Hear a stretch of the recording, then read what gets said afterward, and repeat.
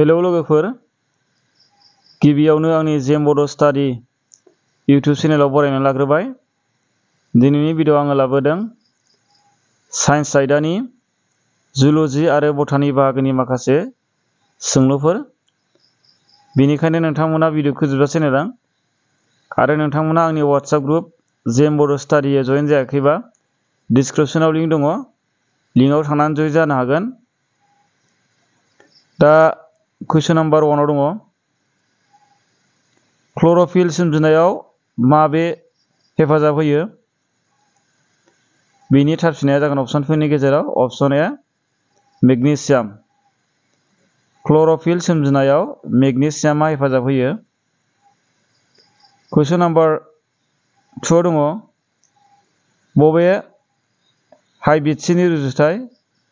बेनि थार फिननाया जागोन अप्शनफोरनि गेजेराव अप्शन बी 3:1। 3:1 आनो जाहैबाय हाइब्रिडसिनि रुजुथाय।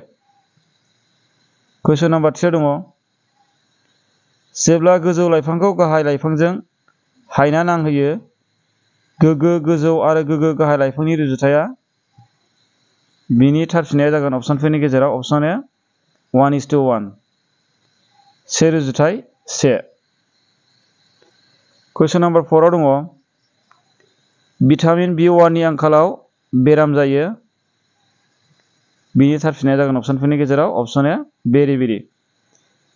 भिटामिन B1 नि आंखालाव बेरि-बेरि बेराम जायो। कुइसन नाम्बार 5 आव दङ, पिटुइटारि ग्लैन्डआ बबेनि बाहागो? बिनि थार फिननाया जागोन अप्शनफोरनि गेजेराव अप्शन डी इसिं बिथोब खान्थि। पिटुइटारि ग्लैन्डआ इसिं बिथोब खान्थिनि बाहागो। कुइसन नाम्बार 6 आव दङ, जिबख्रिनि गोहोनि बाख्रि माखौ बुङो? बिनि थार फिननाया जाबाय अप्शनफोरनि गेजेराव अप्शन ए माइट'कन्ड्रिया। माइट'कन्ड्रियाखौनो जिबख्रिनि गोहोनि बाख्रि होननानै बुंनाय जायो। कुइसन नाम्बार 7 आव दङ, स्कारबिया मानि आंखालाव जायो? बिनि थार फिननाया जागोन अप्शनफोरनि गेजेराव अप्शन सी भिटामिन सीनि आंखालाव जायो। स्कारबि बेरामा भिटामिन सीनि आंखालाव जायो। कुइसन नाम्बार 8 आव दङ, इनफ्लुएन्जा बेरामा मानि थाखाय जायो? बिनि थार फिननाया जाबाय अप्शनफोरनि गेजेराव अप्शन सी भाइरास। इनफ्लुएन्जा बेरामा भाइरासनि थाखाय जायो। कुइसन नाम्बार 9 आव दङ, खुदैयारि बिथोबआ सोलायहोयो। बिनि थार फिननाया जाबाय अप्शनफोरनि गेजेराव अप्शन सी स्टार्चखौ मेल्टस सुगाराव।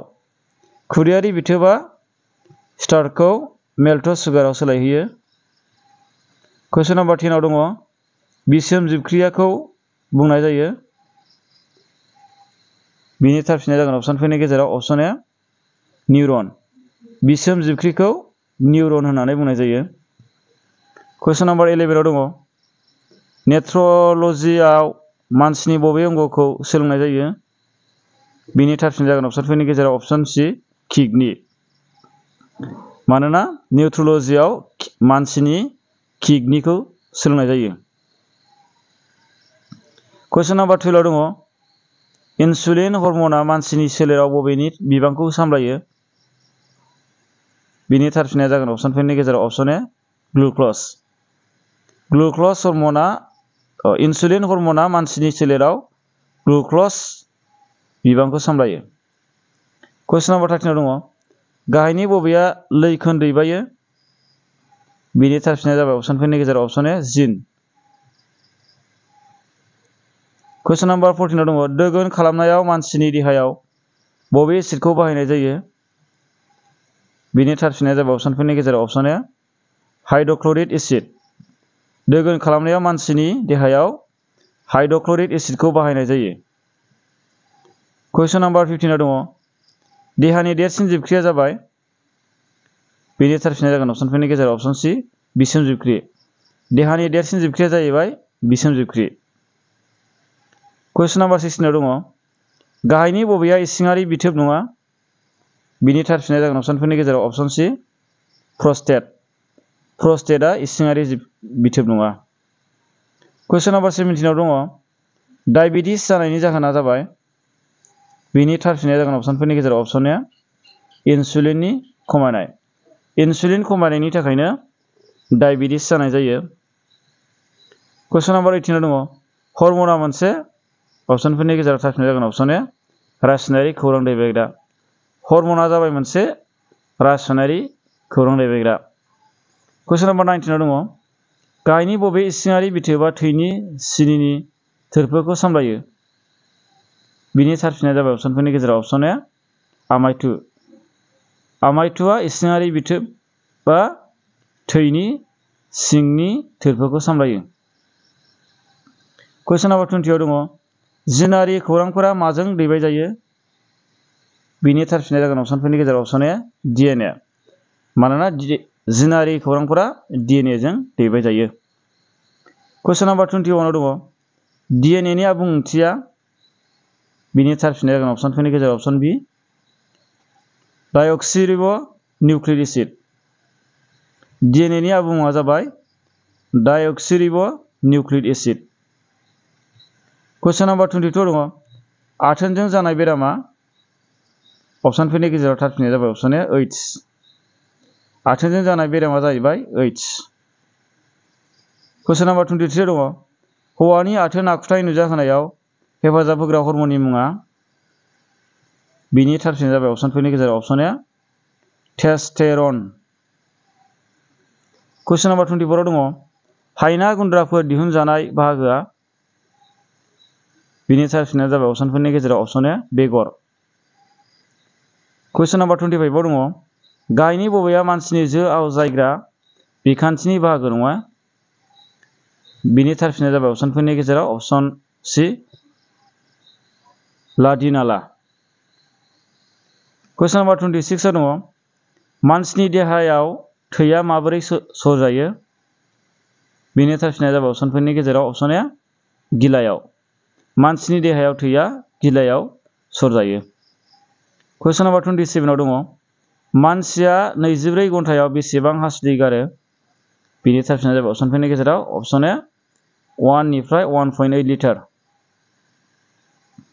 कुइसन नाम्बार 28 दङ थैनि बिलाव बाहागोखौ मा बुङो? बिनि थार फिननाया जाबाय अपसनफोरनि गेजेराव अपसन ए प्लाज्मा। थैनि बिलाव बाहागोखौ प्लाज्मा होननानै बुंनाय जायो। कुइसन नाम्बार 29 दङ मानसिनि मैखुननि मावनाया बेसेबां? बिनि थार फिननाया जाबाय अपसनफोरनि गेजेराव अपसन ए 70 निफ्राय 80 खेब। कुइसन नाम्बार 30 दङ मानसिनि जिबख्रि मिरुआव थानाय क्रोमोजोमनि अनजिमाया? बिनि थार फिननाया जाबाय अपसनफोरनि गेजेराव अपसन ए 23 जरा। कुइसन नाम्बार 31 दङ गाहायनि बबे मोनसेया लाइफां हर्मन? बिनि थार फिननाया जाबाय अपसनफोरनि गेजेराव अपसन डि साइटोकाइनिन। साइटोकाइनिनानो जाहैबाय लाइफां हर्मन। कुइसन नाम्बार 32 दङ लाइफांफोरनि जाइलेमनि बिबाना? बिनि थार फिननाया जाबाय अपसनफोरनि गेजेराव अपसन ए दै रोगानाय। कुइसन नाम्बार 33 दङ लाइफाङाव दैखौ दैथायहरग्राया जादों? बिनि थार फिननाया जाबाय अपसनफोरनि गेजेराव अपसन ए जाइलेम। कुइसन नाम्बार 34 दङ लाइफांनि आदार दैथायहरनाया बबे बिदामजों जाफुङो? बिनि थार फिननाया जाबाय अपसनफोरनि गेजेराव अपसन बि फ्लएम। कुइसन नाम्बार 35 दङ लाइफांफोरा बबे आदबजों बाग्लाय जानाय दैखौ हगारो? बिनि थार फिननाया जाबाय अपसनफोरनि गेजेराव अपसन ए खफ' एंगारनाय। कुइसन नाम्बार 36 दङ लाइफाङा माबोरै आदार बानायो? बिनि थार फिननाया जाबाय अपसनफोरनि गेजेराव अपसन ए रोदाजों। लाइफाङा रोदाजों आदार बानायो। कुइसन नाम्बार 37 दङ लाइफांनि आजायग्रा बाहागोआ जादों? बिनि थार फिननाया जाबाय अपसनफोरनि गेजेराव अपसन डि बिबार। कुइसन नाम्बार 38 दङ माबे हर्मना लाइफांखौ बिबार बारहोयो? बिनि थार फिननाया जाबाय अपसनफोरनि गेजेराव अपसन बि जिबारेलिन। कुइसन नाम्बार 39 दङ सोरां बिजिरथियाव एंगारनाय अक्सिजेननि गाहाय फुंखाया मा? बिनि थार फिननाया जाबाय अपसनफोरनि गेजेराव अपसन ए दै। कुइसन नाम्बार 40 दङ कार्बहाइड्रेटखौ लाइफाङा मा महराव दोनथुमजायो? बिनि थार फिननाया जाबाय अपसनफोरनि गेजेराव अपसन ए बुरजा मुवा। दिनैनि भिडिअआ बेखिनियानो। भिडिअखौ जोबजासे नायनायनि थाखाय साबायखर आरो उननि भिडिअआव लोगो मोनलायफिनगोन। गोजोन्थों।